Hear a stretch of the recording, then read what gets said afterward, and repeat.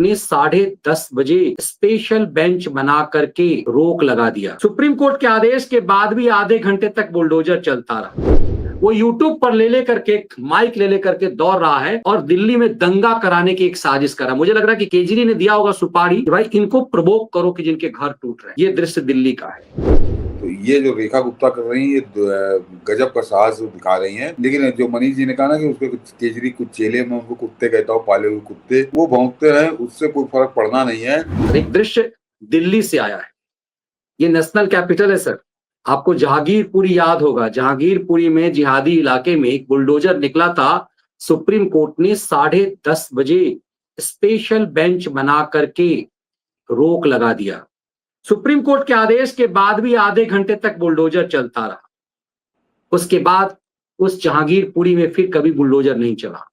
आज की तारीख में जब से सरकार बदली है, वैसे आदेश तो कोर्ट के ही हैं, लेकिन सरकार जब से बदली है, ये देखिए ये पूरा आपको शाहीन बाग और सब पूरा यमुना के किनारे का है। रेलवे किनारे जो अवैध, ये ज्यादातर बांग्लादेशी रोहिंग्याई हैं। और आप देख रहे हैं ये जैसे लग रहा है कि उत्तर प्रदेश का बुलडोजर हो। नेशनल कैपिटल में ये बदलाव क्यों जरूरी है, इसके मायने को समझना जरूरी होगा। ये दहाड़ मारता बुलडोजर बहुत कुछ कह रहा है। और आपको मैं बताऊं कि इस बीच में मैंने देखा है कि कांडी केजरी के जो चेले थे, जो अलग अलग चैनलों में कांडी केजरी के जोकर जो खैरात पर रिपोर्टर थे, वो सब खलिहर लतिहर हो चुके हैं। वो यूट्यूब पर ले करके माइक ले करके दौड़ रहा है और दिल्ली में दंगा कराने की एक साजिश कर रहा है। मुझे लग रहा है कि केजरी ने दिया होगा सुपारी कि भाई इनको प्रवोक करो कि जिनके घर टूट रहे हैं। ये दृश्य दिल्ली का है। 1 दर्जन से ज्यादा ये बुलडोजर।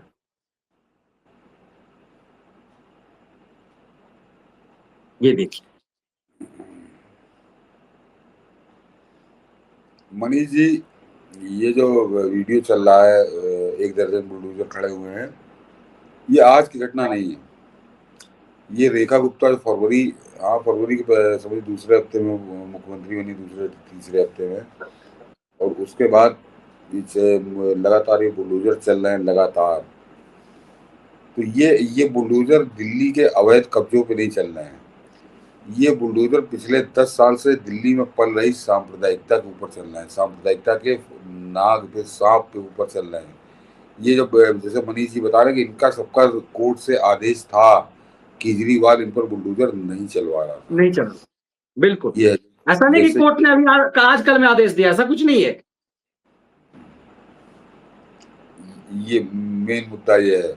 तो ये जो रेखा गुप्ता कर रही है ये गजब का साहस दिखा रही हैं। लेकिन जो मनीष जी ने कहा ना कि उसके केजरी कुछ चेले में उनको कुत्ते कहता हूँ, पाले हुए कुत्ते, वो भौंकते रहे, उससे कोई फर्क पड़ना नहीं है। रेखा गुप्ता ने अब तक की 4 महीने की पारी खेली है, बड़ी अद्भुत पारी है।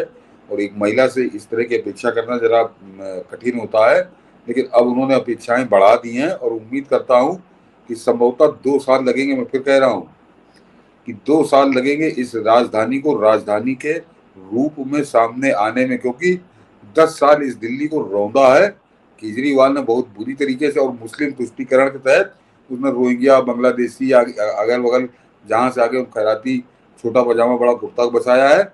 या उससे पहले शीला दीक्षित ने भी यही काम किया था, और शीला दीक्षित इसीलिए 3 टर्म वो लगातार मुख्यमंत्री रही। तो वो जो 25 साल का बैकलॉग है उसको साफ होने में इसी स्पीड से 2 साल लगेंगे, तब दिल्ली राजधानी नजर आएगी। बिल्कुल ऐसा लग रहा है कि जो प्रण पीएम मोदी का है, मुझे बताया गया कि यमुना के लिए प्रण है कि 3 साल के अंदर यमुना को ठीक करना है। ये प्रधानमंत्री ने एकदम से रेखा गुप्ता समेत पूरी टीम को जिम्मेदारी दी हुई है। उसे नाक का सवाल बनाया गया है। और ये यदि कुछ हो गया तो निश्चित रूप से हम मान सकते हैं कि भारत की जो राजधानी है, नेशनल कैपिटल जो अपना है, वो कम से कम विश्व लेवल का कुछ हो पाएगा। ना मैं मनीष जी बता दूं कि वो प्रधानमंत्री मोदी ने 3 साल का समय दिया, रेखा गुप्ता भी 3 साल की बात कर रही हैं। लेकिन यमुना में क्या अंतर आया है ये आपको इसी छठ पूजा पे नजर आएगा, इसी छठ पूजा पे। क्योंकि छठ के अवसर पर केजरीवाल के समय में लगातार वहाँ फेना भरा रहता था, जहर बहा करता था।